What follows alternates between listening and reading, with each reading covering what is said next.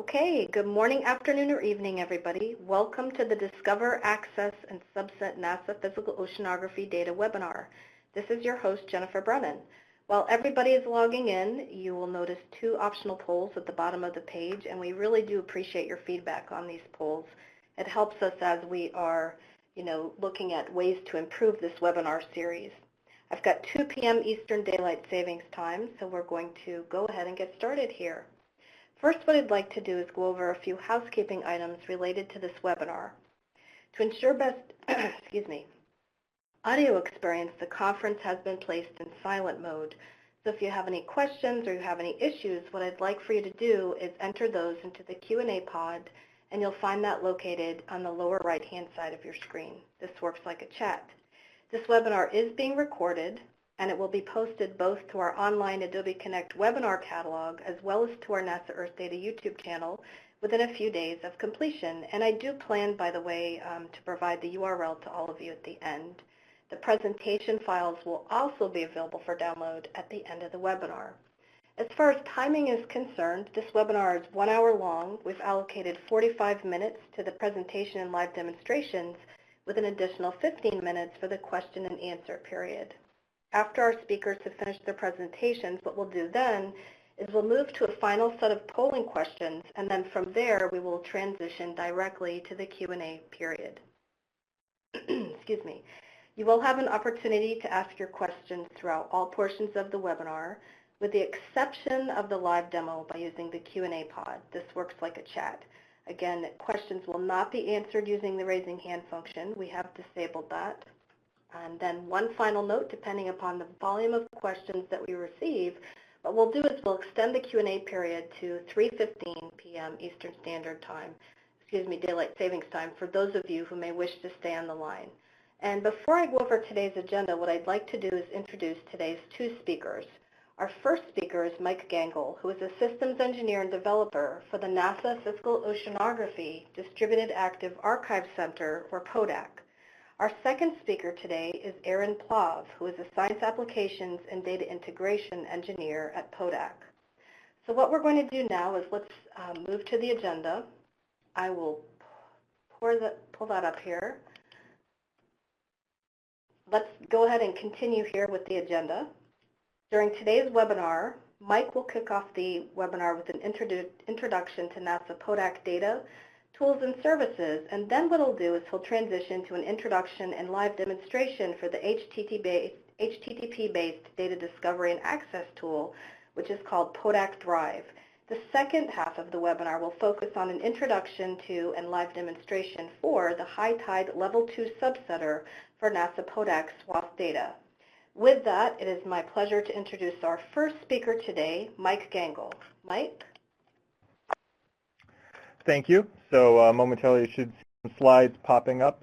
What I'll be doing is I'll be giving a short introduction to PO.DAAC, and then I'll go over that, and then I'll get into what we're doing with PO.DAAC Drive and how that might be introduced into your workflows.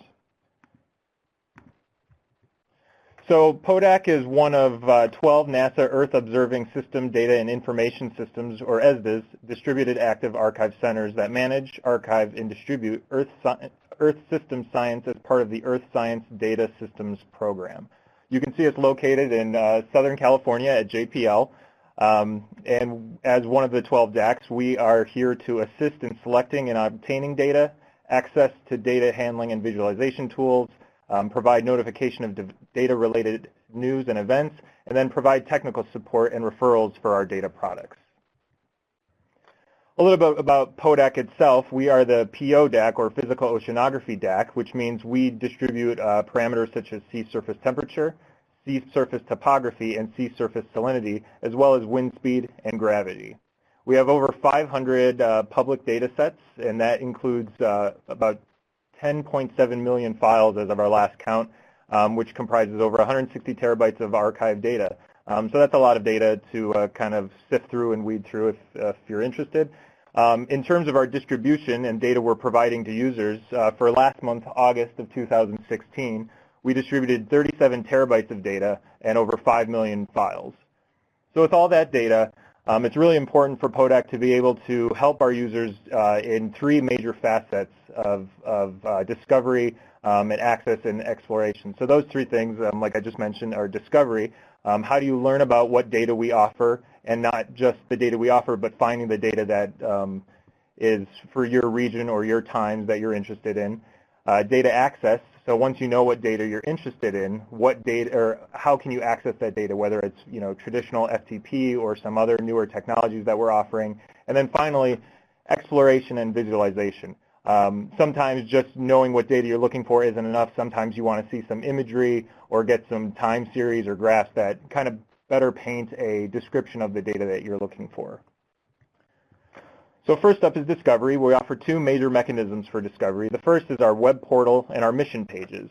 You can go to PO.DAAC.jpl.nasa.gov, and from there you can browse through our data based on parameter, time resolutions, and a whole bunch of different facets that we allow you to search on. You can also look at our mission pages that also show information about the sensors and the platforms on which they're providing data. And then secondly, we offer web services. This is more automated discovery, so you can look for granules or data files based on a certain spatial region, a time, or different measurements and keywords. So once you have the data that you're interested in, how do you get it? We offer a variety of mechanisms, the first being FTP, which is our most widely used mechanism. A lot of people use our FTP servers. We also offer PO.DAAC Drive, which is a HTTP-based access mechanism that I'll be going over later in our presentation here. We also offer OpenDAAP and Threads, which are index-based file access services, and Threads also allows you to aggregate level 3 and above data. I believe newer versions of the Threads data server can actually do level 2, so that's something we're investigating as well. And then lastly, we offer something called W10N, or webification, which is very similar to OpenDAAP, only it's a RESTful web service, so it's not using the DAAP protocol. It's using normal HTTP calls to do index-based or value-based data access. And lastly, we have our visualization and subsetting tools. So these are more in-depth tools that combine both discovery and access to allow our users to do a deeper dive into the data. The first is Live Access Server. Live Access Server allows you to visualize data with on-the-fly graphics, request custom subsets of variables in a choice of file formats, and unify access to multiple types of data in a single interface. Hightide is a level 2 subsetter, so it works with swath-based data, and Hightide allows users to subset and download our popular level 2 data. Users can search across a wide variety of parameters, such as variables, sensors, and platforms, and filter the resulting data based on spatial and temporal boundaries of interest. Lastly, we have SOTO, and SOTO provides, or it stands for State of the Ocean, sorry.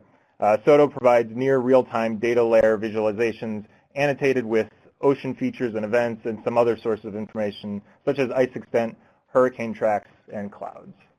So that kind of does it for a brief introduction to what PO.DAAC is and what it offers. I'm now going to get into PO.DAAC Drive, which is this new FTP alternative technology. And before I begin with that, I'd just like to give a short shout out to Josh Rodriguez, who's our primary developer for PO.DAAC Drive, and George Chang, who is our development lead at PO.DAAC. Both of them have been instrumental in kind of setting the path for what PO.DAAC Drive is and editing it enough to make it not try and do too much and just do one thing very well.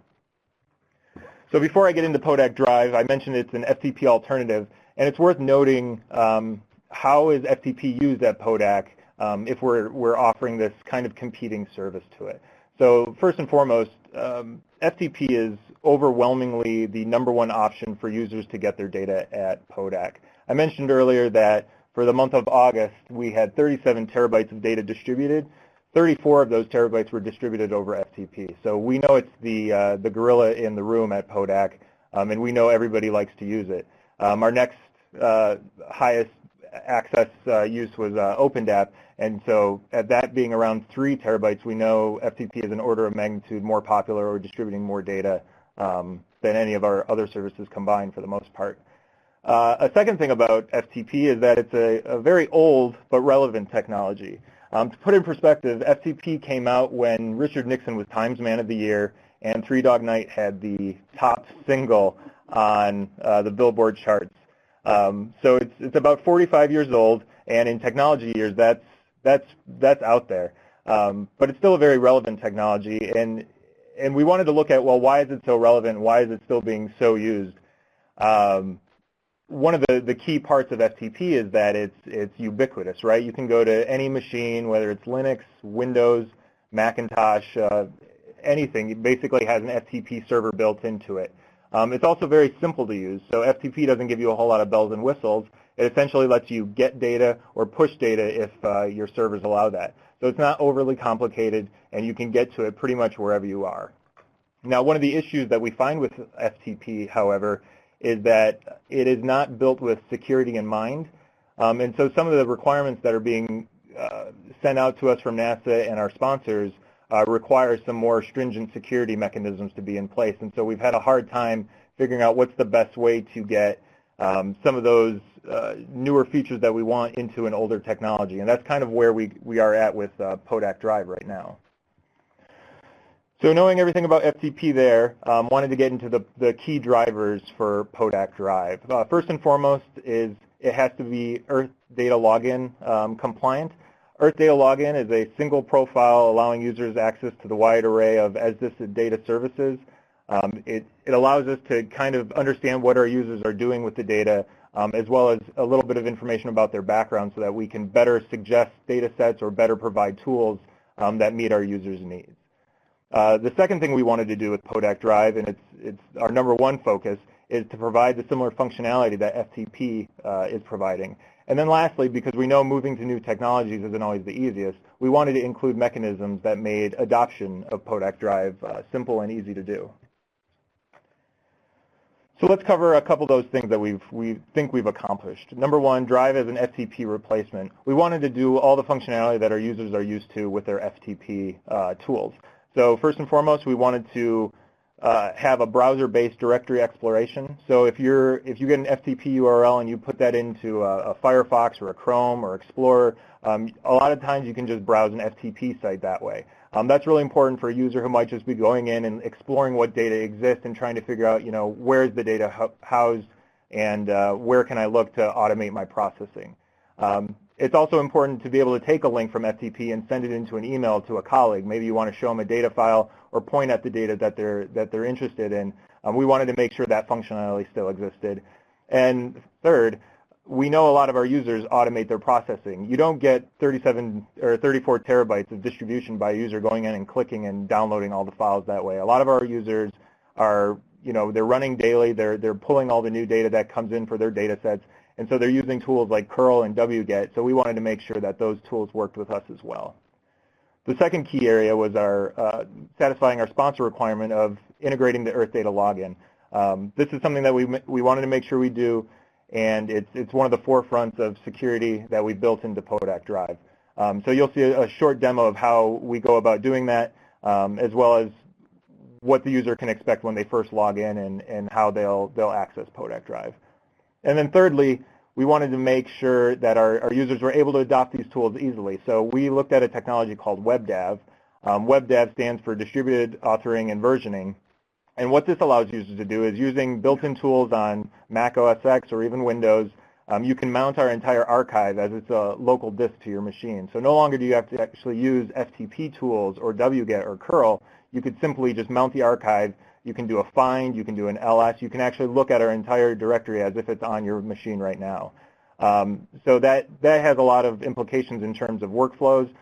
It's also nice that it works out of the box with very popular tools that a lot of the earth science data environment uses, such as Panoply and the NetCDF command line tools, which I use on a day-to-day basis. With that said, I'm going to move into a short demo of Drive and what that means and how it might impact our users.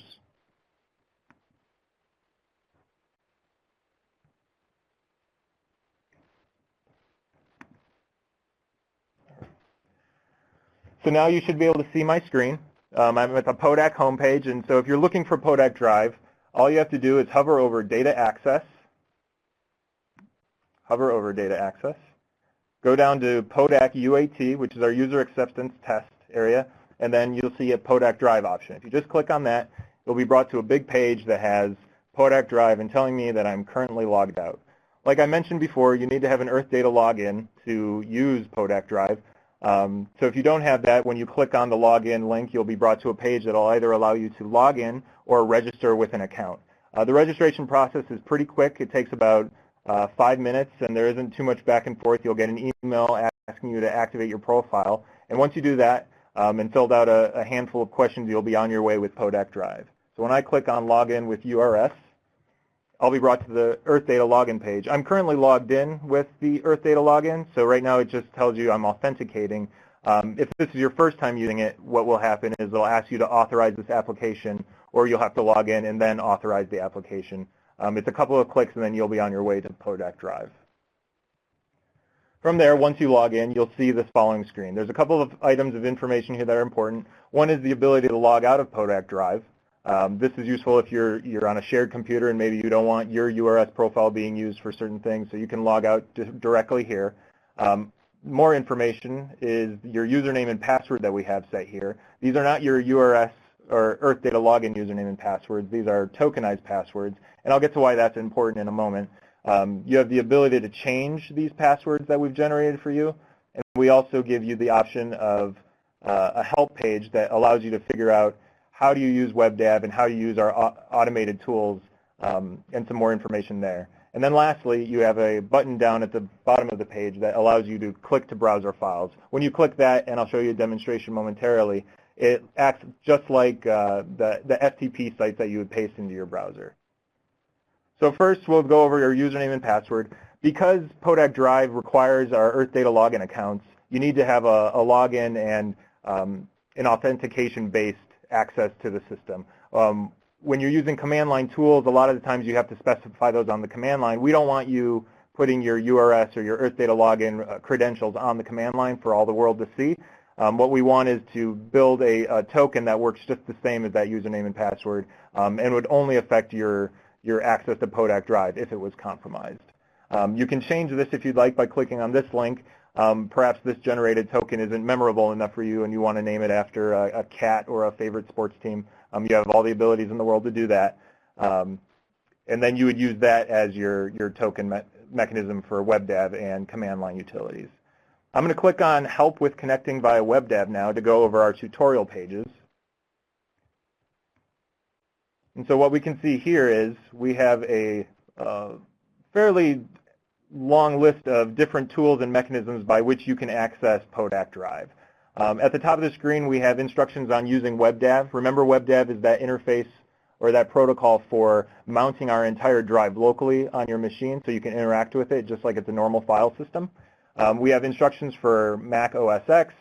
We have instructions for Windows, both versions Windows 7 and Windows 10. And then we also have a third-party software called Cadaver, which is a utility for Unix, Linux, and OS X systems if you prefer to use that. Just below that, we also have information on connecting via command line clients. So the popular ones are curl and wget, and another one called aria2. We've actually pre-built these commands, so you can actually see how you could just copy and paste this directly into a terminal window, find the applicable file URL that you're interested in downloading, you hit enter, and then you'll start downloading the file. We found this to be pretty useful for our users so far. You don't have to give them a tutorial on how to use curl in depth. You can just give them the command lines that maybe they're used to using without this authentication mechanism, and it just works. So that's it for the tutorial pages. What I'm going to do now is go back by this back button at the top. This will bring us back to our PO.DAAC Drive page, and I'm going to go through a couple scenarios. So the first one is exploring our FTP or our archive as if it's like our FTP site. So I want to use the browser. Maybe I'm just interested in exploring a couple of data files. So if I click to browse, I'll be brought to a page that looks very similar to what we have on our FTP site. For this demonstration, I'm going to pretend that I'm interested in one of our SST data sets. It's going to be a level 4, and it's going to specify the Mediterranean Sea as our region of interest. So what I can do is I can start clicking through the tree. Now, the actual clicks that I'm doing aren't necessarily important. Just know that this is a way of getting to different data sets that we're interested in. So I'm going to go to a GRIS data set, and then I'll click on data. I want the newest GDS2. Like I mentioned, it'll be a level 4 data set. And I mentioned we're interested in the Mediterranean Sea. So that's one of the regions that's offered by this SST product. So if I click on that, I get a few more clicks to go through, and I'll choose the HR product here, version 2.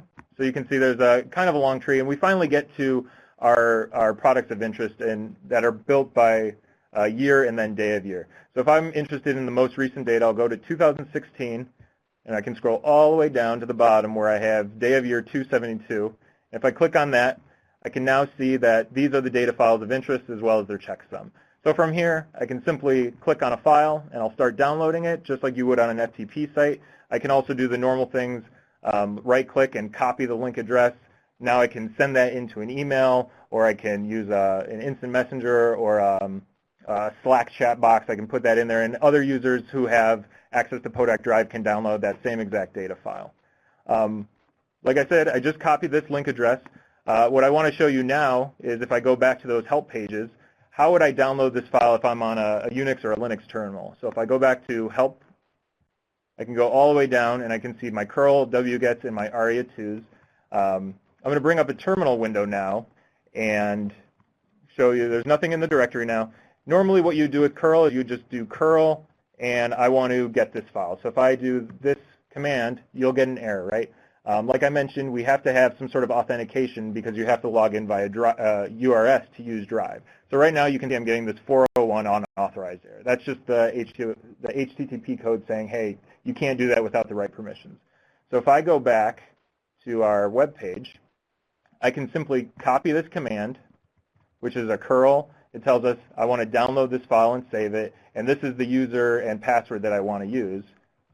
If I go back and I replace my existing curl with that, and then I get rid of the file URL because I've already got the URL here, and I just click that, you can see now I don't get that error, and I have the file on my machine. So if I were to do an nc-dump-h and I wanted to print the header file for this, you can see, just like normal, I can get at that information. I've downloaded the file, I've used our scripts that are used for automated processing, and I've downloaded that file. So I've showed you both the browser-based listing as well as how to do this via command line. What I want to show you now is one of the things that we think makes adoption of PO.DAAC Drive very easy. If I go to Finder window, and just if you're on Windows, this is the same as going to an Explorer window. I want to click Go and connect to server. Now I've connected to the server before, so I kind of have it in my favorites already. But if you just hit connect, it'll ask you for your username and password, and that's where you'd paste in those tokens that we generated for you before. So I would be pasting in this mgangle and this szj, this long token. So if I go back to this, I'll connect. It already has my username and password saved, actually, which is one of the nice things about reconnecting to the same Drive instance over and over. And what you can see now is natively in our browser, I have all of the data that is available in PO.DAAC on my Drive as if it's natively there. So I can explore this GRIST SST product as if it's on my machine. I don't have to worry about FTP. I don't have to worry about curl or wget or sending links. I can just click through and get to that same data. So if I wanted to get to that same data product we had before, I can go to 2016. I'll scroll all the way down to the last day of year that we have, which is 272, and I can see the data product right there. So from here, I could just simply drag this to a file directory that's actually on my machine, and it would download the data, and I would have it stored locally for processing. But what's great about WebDAV is if your system's set up to, if you double-click on a netcdf file, which this is, all you have to do is double-click it, and it'll actually open the file without having to go through the download process. So it's opening up somewhere. Here we go. So I have my system set up so I can double-click on a file, and it'll bring it up in Panoply. So this is this application I was talking about. And there's a couple of webinars, or a webinar a couple of sessions back that did talk about Panoply. That was pretty useful. But you can go in and you can look at your latitude, longitude. You can create graphs. So for this, if I'm just interested in the SST value, I'll just double-click that, create a map, and you can see this is a visual representation of that data we just downloaded. All of this is happening without me actually having to go to the server, download data, and explicitly tell it I want to open it up. This is all handled by WebDAV on the back end. More things you can do with it if you're interested in automating your process. So I have this mounted to files, correct? So if I go to all data and then grist again, and I want to get to the data, GDS2. So this is that same structure that I was going through before. And I want to go to the Mediterranean. I want to go to the HR here. So if I go back to 2016, let's say I don't know exactly which files I want. I just want to find all the files that are available to me. You can do the same Linux commands that you're used to doing. I can just do find.here, and then it'll start finding all the files that are existing in this directory. So this is very similar to doing a directory listing in FTP, only you can use the same commands you're used to using on your machine to do it. With that said, I'd like to conclude the Drive demo and hand it off to Aaron, who will give you an interesting and informative demo on Hightide.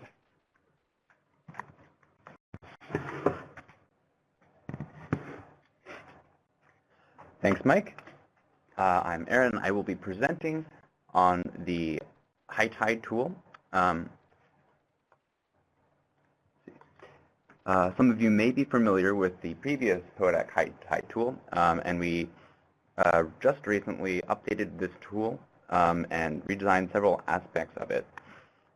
So what is Hightide? Hightide is a level 2 subsetter for select PO.DAAC datasets. So the main features of this tool are bulk and individual granule subsetting and download, and granule variable and swath preview. So that means for every single granule in this tool, you can preview, select variables for each of these granules, as well as the outlines of the swath.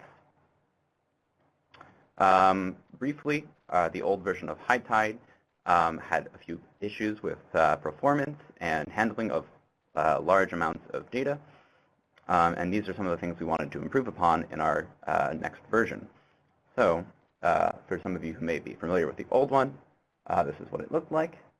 And in our redesign, we managed to significantly increase the performance and reliability of the granule extraction. And we now have immediate granule imagery preview, which is a difference from the old Hightide, which generated these previews on the fly.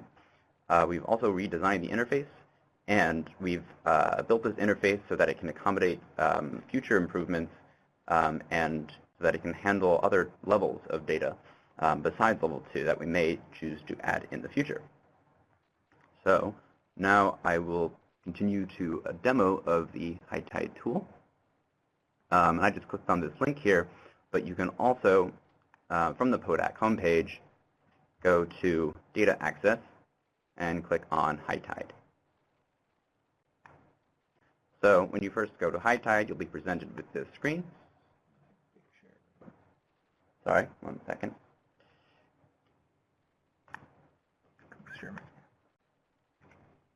Sorry about that. So when you first come to Hightide, you'll see this screen with the option to continue or to play the tutorial. For this demo, we will continue. So I'm going to walk you through a sample workflow using the Hightide tool for finding data sets of interest, for selecting certain parameters such as date and region for the extraction, and for selecting and previewing granules for download. So in this first section, I'm going to show you how to set your parameters and select data sets of interest. So first, I'm going to select the date range using this button here. And here, I'm going to select a very short date range for the purpose of this demo using these two date pickers here. And once I'm done, I'm going to hit Apply. And if you notice, the data sets that show up in this table below are filtered so that they intersect with the date range that I just specified here. Now I'm also going to select a region by clicking on that button. And what opens up is a selecting tool with a map where I can both either draw a bounding box or specify the bounding box in coordinates. So here I'm going to click the Draw button. I'm going to go onto the map and draw a bounding box. And this tool does support drawing setting across the date line, just as a note. I'm going to hit apply again. Okay, so let's say I'm interested in data sets that are, in this case, surface winds or sea surface temperature. So I'm going to use these facets here and select these certain parameters. So the results I get are listed in this table here. And to learn more about a particular data set, I can click on the information button here, which will bring up more information about this data set for those who are interested, as well as the link to the PO.DAAC homepage with more information. In this information window, you can also view the data set variables inside of the data set, as well as availability for the granules for this particular data set. So now I'm going to close out of this and go ahead and select two data sets. So I'm going to choose AMSR2 and ASCAT-A by clicking on the select boxes here. Now what's going to happen is that we will start finding granules of interest that match these parameters, both date range and region, for these two data sets. At this point, I'm going to move on to the second part of this workflow, which is selecting granules and previewing granules. So I can do that by clicking on this button here to bring me to the next section. In this section, we have many options for selecting and previewing granules. Here we have the data sets that we just selected, along with the number of matching granules that match the date range and region that you specified. So if I click on one of these rows, I'll be able to look at the granules inside of this data set. But before I do that, let's say that I already know that these are all the granules that I want, and I'm already done, and I don't really need to do any more interrogation of the granules. What I can do is click on this button here,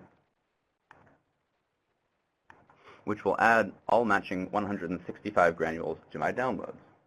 And if you'll notice, you see 165 listed here, and I'll get back to that section in a bit. And for the other option, you can click on data set. So let's try AMSR2. And we can start to explore the granules a bit more. So in this section, you'll see all the granules listed here, and a list that will continue to expand as you scroll down. And you can filter by start time, end time, and name. You can also choose to further filter your granules using a wildcard search on the granule name, or by using these additional date filters here. And just a note that these filters here for date will be limited to the original date range that you selected, but they sort of provide a convenient way to quickly navigate within this date range. So for instance, if I set this to 420, I can sort of more quickly filter this list without having to reset my original search parameters. So let's say I want to actually start looking at some of these granules. To do so, I can click on the icons to the left here. So if I click on this icon here, it'll bring up the preview of the swath polygon. So this is the region, this is the polygon outlining the swath. I can also click on this image icon here to bring up the preview. So at this point, I might want to know what it is I'm actually looking at. So to do that, I'm going to go over to this widget here called Legends on Opacity, which displays the data sets that I have active. So I'm going to click on AMSR2, and then I'll see all the variables listed here that you can view previews for. So in this interface, you can toggle the controls for each one. You can toggle on and off for each layer. You can set the opacity of the layer, and you can view color bar information. So let's say I also want to view wind speed on top of this. I can click on this,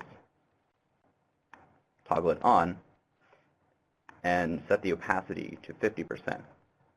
So now I can see wind speed on top of sea surface temperature for AMSR2. Also note that you can preview images for multiple granules within a single data set. So if I go down here and select another one, you can see it pops up right next to here. I can also select and preview granules from a different data set using the same controls. I can toggle on and off certain layers and set opacity.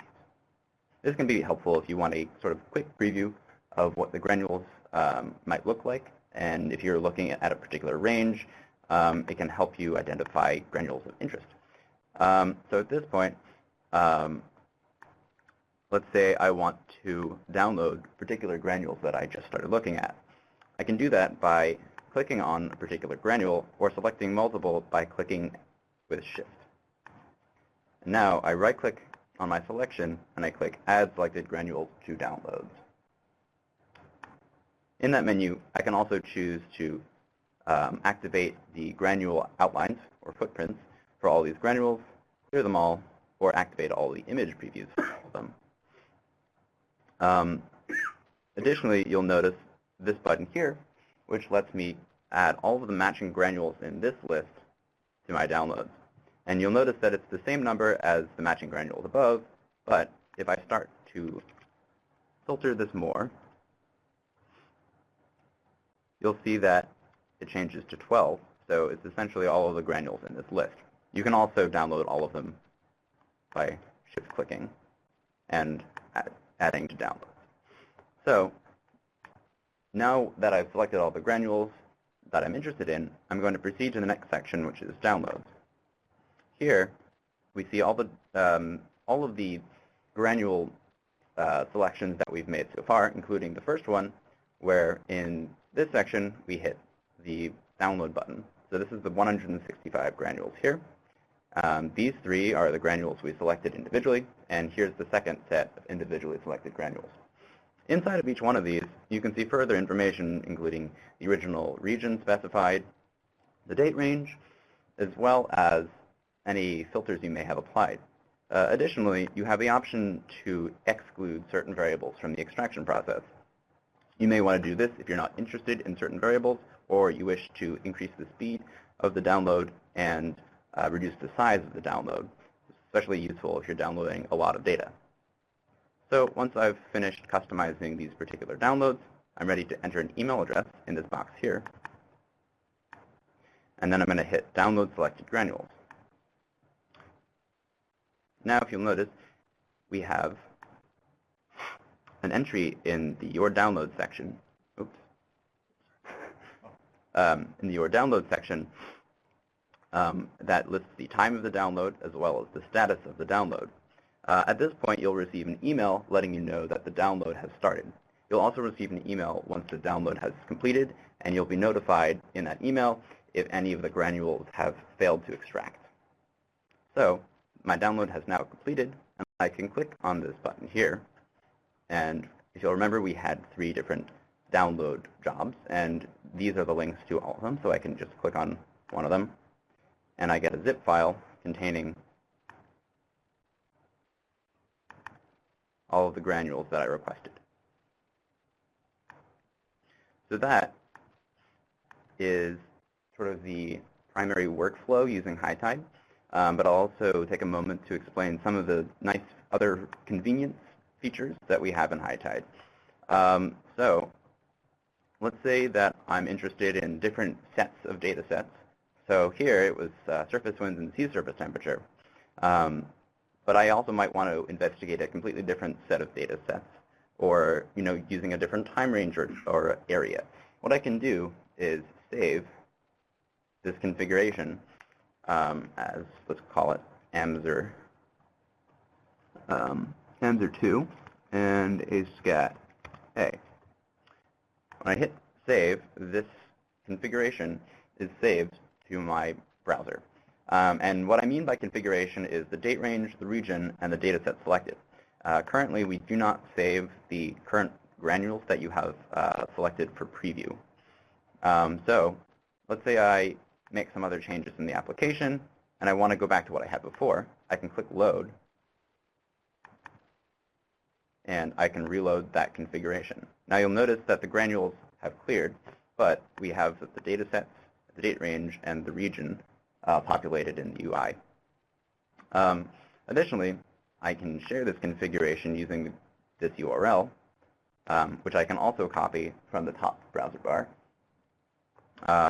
And a final note, you can click on this help button here at any time to receive more help about Hightide and view information, frequently asked questions, and view an interactive tutorial. And with that, this concludes the Hightide demo, and I'd like to hand it back to Jennifer.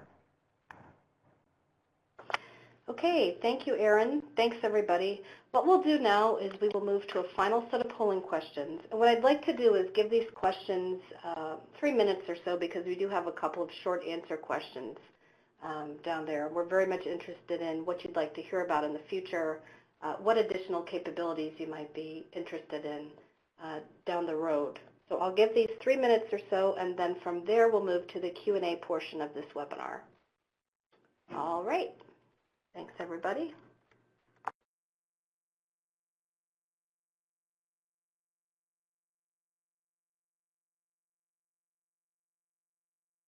And just a reminder, during the Q&A portion, you will see a link to our, our online Adobe Connect webinar catalog, as well as information about our YouTube channel, and then finally the presentation files from today.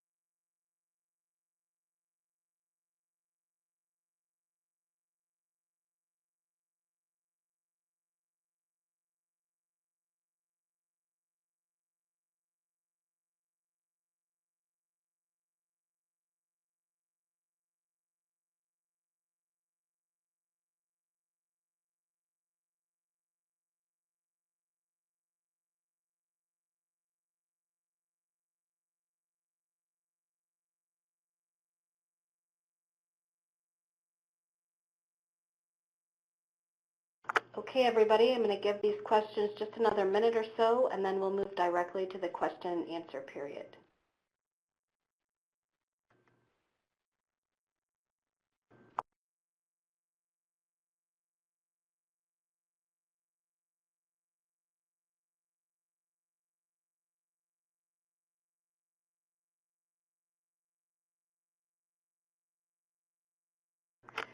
Okay, everybody, let's move to the question and answer period. And there was a comment earlier, and the comment was, that isn't FTP being retired? So either of you care to address that? Yeah, that's a great question. That was the main reason why we developed PO.DAAC Drive. We've heard it mentioned, and it's been rumored that FTP is going to be going away, and I think that is the case. We just don't have a definitive timeline on when that's going to happen. So from a PO.DAAC perspective, we wanted to get a tool out there that users can start to use and learn to use and adjust their workflows to something such that when we do have to shut off FTP, it's not just a cutting off, right? They've already moved, and hopefully people move away well before we actually have to retire FTP.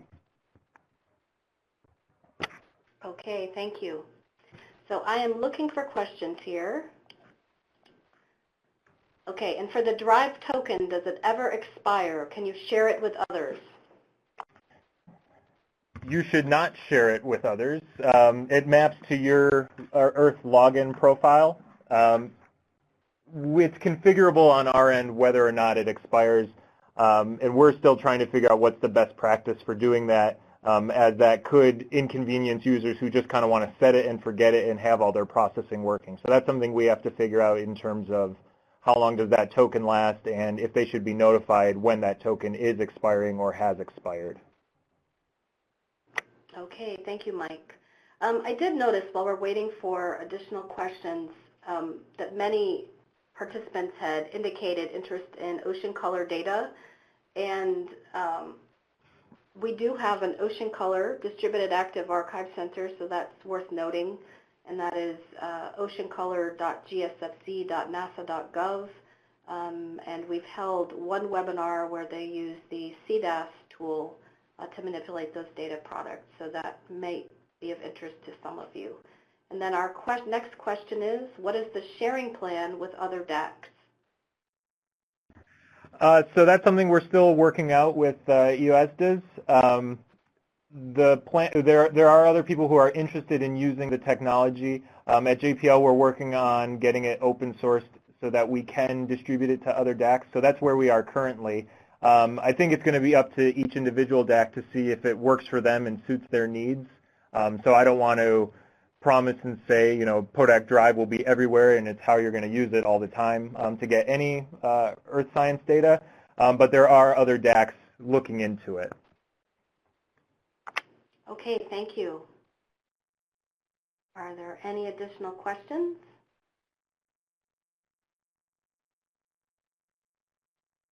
Then I wanted to make a couple of other points as we were going through. As you see here on the left, we do have a NASA Earthdata YouTube channel. Not only can you find the CDAS webinar, but there are a number of very short Panoply tutorials that were held during a 4-week Aquarius data training session that was a partnership between PO.DAAC and also the Aquarius project and the University of Maine. And so you could actually find those by logging on to our YouTube channel and take a look at some of the different, the variety of data discovery and access tutorials that were given there as well. And that did include the live access server and again, Panoply. So just as we're waiting for additional questions, I wanted to point that out to you. The next question is there a relation between Earthdata Drive that I heard of recently and the PO.DAAC Drive?